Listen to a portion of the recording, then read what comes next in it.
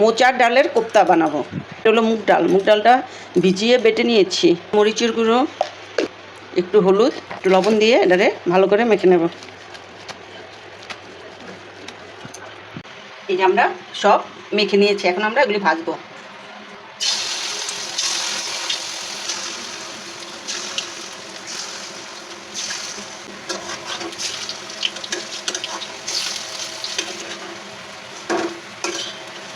জিরা দেব, সাথে 2টা তেজপাতা ও আধা চামচ লবণ। প্রথমে হলুদ আর একটু জল, পরে মরিচ 1 চামচ, হাফ চামচ জিরা, হাফ চামচ, আর ধনের গুঁড়া 1 চামচ, আদা বাটা। ভালো করে কষি। আমাদের মশলা তেলের উপরে উঠেছে, এখন আমরা জল দেব। একটু লবণ, চিনি দিব,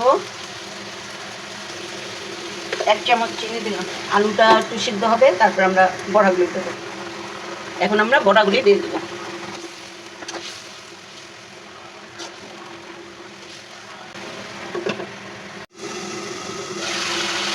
আমরা এখন একটু গরম মশলা দেবো।